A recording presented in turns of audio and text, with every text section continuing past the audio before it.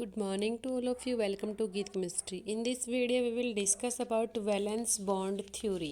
Previous video के अंदर हम स्ट्रक्चर को निकालना सीखा था, कैसे शेप बनती है, कैसे ज्योमेट्री होती है, या हमारे पास में मॉलिक्यूल्स की हाइब्रिडाइजेशन क्या होती है। इस वीडियो के अंदर हम पढ़ने वाले हैं वैलेंस बॉन्ड थ्योरी। या हमें वैलेंस बॉन्ड थ्योरी पढ़ने की रिक्वायरमेंट क्यों हुई है, इसके अंदर हम क्या न्यू चीज़ें डिस्कस करने वाले हैं। फर्स्ट ऑफ ऑल हमारे पास में लुइस अप्रोच की हेल्प से हमने सीखी थी कि मॉलिक्यूल की स्ट्रक्चर कैसे बनती है। सिर्फ हमने क्या देखी थी कि हमारे पास में जो मॉलिक्यूल्स हैं उनकी स्ट्रक्चर कैसे बनती है, शेप क्या होती है, ज्योमेट्री क्या होती है, बट जो उनके बीच का जो बॉन्ड होता है इस चीज़ के बारे में लुइस ने नहीं बताया था।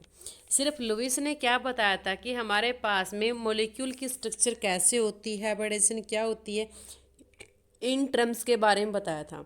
बट ये फेल हो गया था कि आपके पास जो केमिकल बॉन्ड बनते हैं कि ये बॉन्ड क्यों बनते हैं। हमने इनमें पढ़े थे जो बॉन्ड बन रहे हैं क्लोरीन और फ्लोरीन के बीच में, ये बॉन्ड क्यों बना है, इस चीज़ के बारे में इसने नहीं बताया था। ना ही इसने बताया कि आपके पास जो बॉन्ड डिसोसिएशन एंथैल्पी है इसका क्या डिफरेंस होता है, या जो बॉन्ड लेंथ होती है मॉलिक्यूल की कितनी लेंथ कब होती है, या इनके बीच में जो शेयरिंग से कोवलेंट बॉन्ड बनता है ये कैसे बनता है। और ना इसने कोई पॉली एटॉमिक मॉलिक्यूल के बारे में बातें डिस्कस की। इसका मीनिंग क्या है कि हमारे पास लुइस ने सिर्फ मॉलिक्यूल की स्ट्रक्चर के बारे में तो बातें कर ली, इससे अलग जो मॉलिक्यूल के बारे में इंफॉर्मेशन थी वो सिर्फ किसने दी है, वैलेंस बॉन्ड थ्योरी ने दी है। इट मीन्स जो हमारे पास लुइस था ये फेल हो गया था कि एक केमिकल बॉन्ड क्यों बनते हैं, या इनके बीच में बॉन्ड डिसोसिएशन एनर्जी का डिफरेंस क्यों आता है, बॉन्ड लेंथ क्या है, या जो हमारे पास जो कोवलेंट बॉन्ड बनते बने क्यों, शेयरिंग ऑफ इलेक्ट्रॉन से बने क्यों हैं। बट इसने पॉली एटॉमिक मॉलिक्यूल के बारे में भी कोई डिस्कशन नहीं किया है। अब हम पढ़ेंगे सिमिलरली हमने क्या देखी थी, वेस्पर थ्योरी देखी थी। वेस्पर थ्योरी हमारे पास में सिंपल मॉलिक्यूल और के बारे में सिर्फ थ्योरेटिकली अप्रोच बताती है। उसने नहीं एक्सप्लेन किया कि इसके अंदर क्या कुछ चीज़ें कैसे काम करती, सिर्फ इसने थ्योरेटिकली बातों को डिस्कस किया वेस्पर ने कि हमारे पास में इस फॉर्मूले से हम ये कर सकते हैं, इस फॉर्मूले से हम ये कर सकते हैं, बट थ्योरेटिकली अप्रोच दी इसने। उससे अलग इसकी भी लिमिटेड अप्रोच थी जिन चीज़ के बारे में इसने नहीं बताया है। इन चीज़ों को डिस्कस करने के लिए हमारे पास में कौन आई, वैलेंस बॉन्ड थ्योरी, जिसको हम क्या बोलते हैं, वीबीटी। और एक आती है मॉलिक्यूलर ऑर्बिटल थ्योरी जिसको बोलते हैं एमओटी।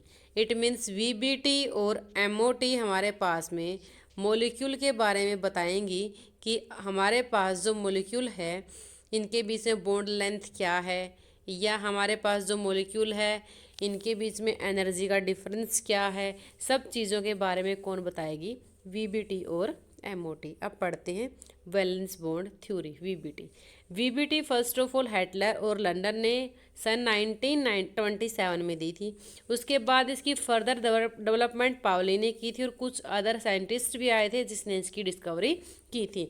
उसके बाद इन्होंने क्या बताया था, इन्होंने बताया था वीबीटी के अकॉर्डिंग कि हमारे पास में सपोज कीजिएगा कि दो हाइड्रोजन एटम है।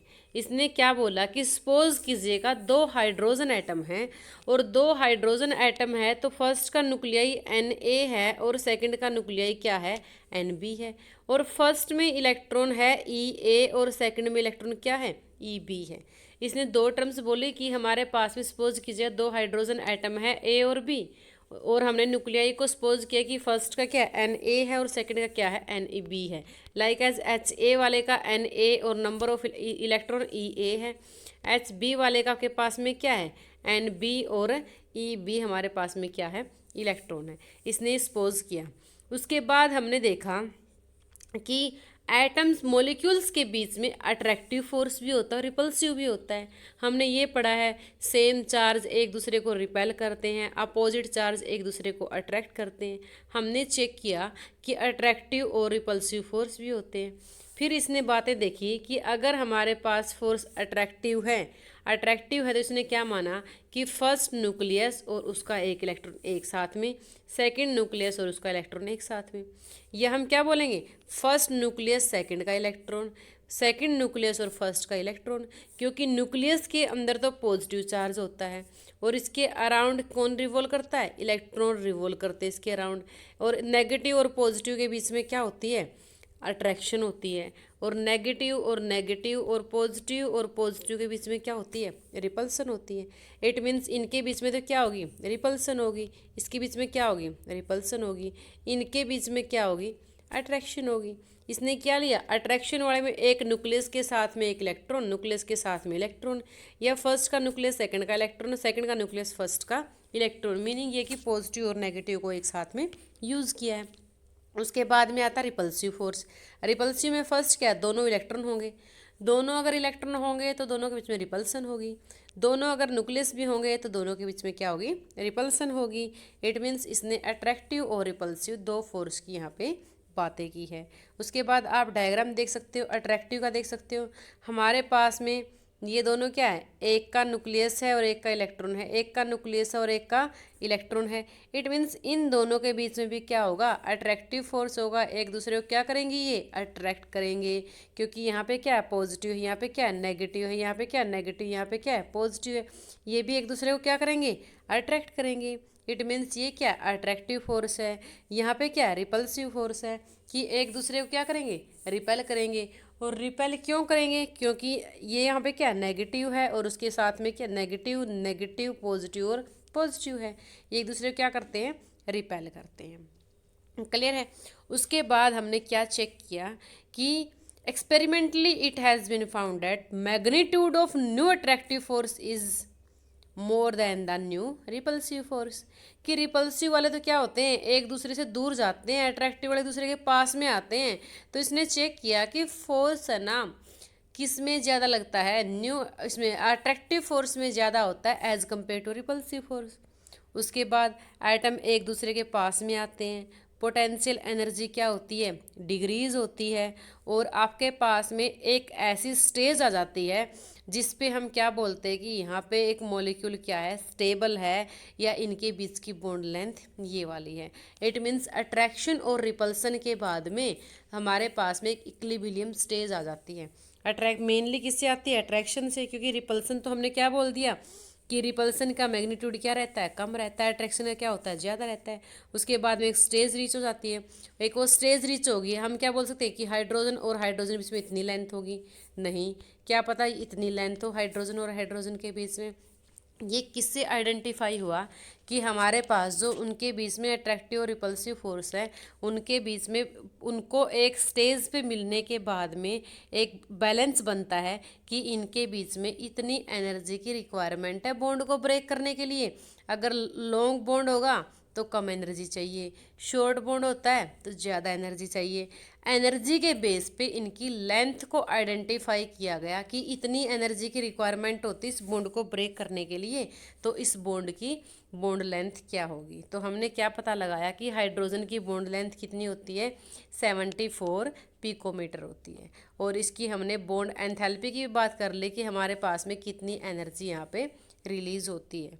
उसके बाद जो हमारे पास एनर्जी रिलीज होती है, अब H2 था, H2 हाइड्रोजन और हाइड्रोजन में चेंज होता है, इनमें से कौन सा स्टेबल है, इसको तो बोलते हैं मॉलिक्यूल की फॉर्म ये होते हैं आइसोलेटेड हाइड्रोजन। हम क्या बोलते हैं कि आइसोलेटेड हाइड्रोजन कम स्टेबल होता है as compare to hydrogen molecule. It means क्या बोलेंगे, hydrogen molecule is more stable than isolated atom. The energy release is called bond enthalpy, क्योंकि H2 को ब्रेक करने के लिए जो एनर्जी रिलीज होगी इसको बोलते हैं बॉन्ड एंथैल्पी बोलते हैं। और आइसोलेटेड के कंपैरिजन में हमारे पास H2 मॉलिक्यूल जो होता है ये क्या रहता है, मोर स्टेबल रहता है। क्लियर है।